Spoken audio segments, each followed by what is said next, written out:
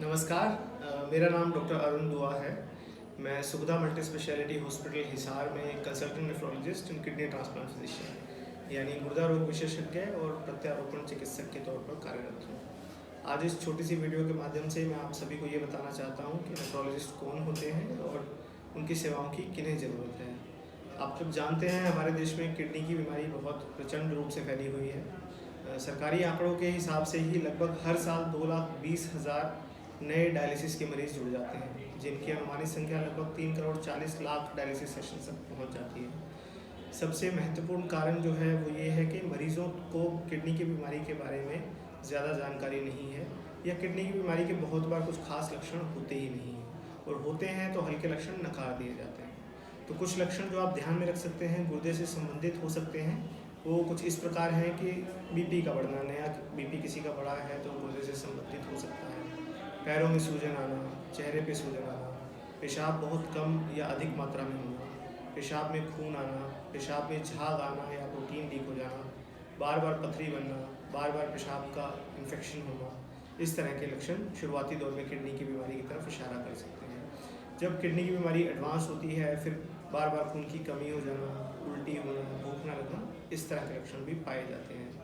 कुछ मरीज़ों में किडनी की बीमारी का रिस्क ज़्यादा होता है, जैसे लंबी शुगर की बीमारी के मरीज़ या लंबी हार्ट की बीमारी के मरीज़ों में भी गुर्दा रोग आमतौर पर पाया जाता है।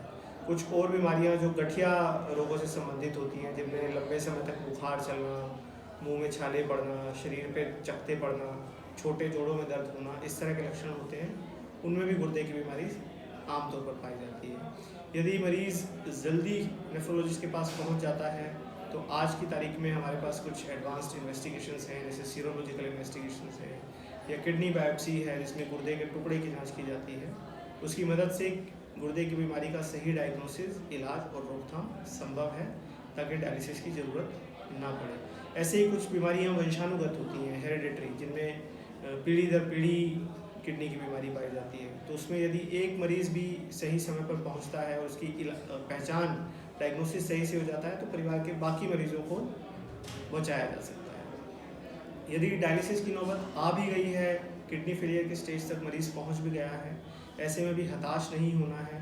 नेफ्रोलॉजिस्ट आपको ये समझाने में सक्षम है कि किस प्रकार के डायलिसिस उपलब्ध हैं, कौन सा डायलिसिस आपके लिए उपयुक्त है, आपकी वेस्कुलर एक्सेस की प्लानिंग कैसे होनी है, आपको बाकी बीमारियों से, इन्फेक्शन से बचाने के लिए क्या वैक्सीनेशंस लेने हैं, समय समय पर डायलिसिस की डोज अलग अलग होती है, उसकी प्रिस्क्रिप्शन कैसे मॉडिफाई करनी है, किडनी की बीमारी से और जो कॉम्प्लिकेशंस होनी है जैसे मिनरल बोन डिसीज़ या कार्डियोवैस्कुलर कॉम्प्लिकेशंस, उन पे निगरानी रखना है, मॉनिटरिंग करनी है और रोकथाम करनी है, वो नेफ्रोलॉजिस्ट करेंगे।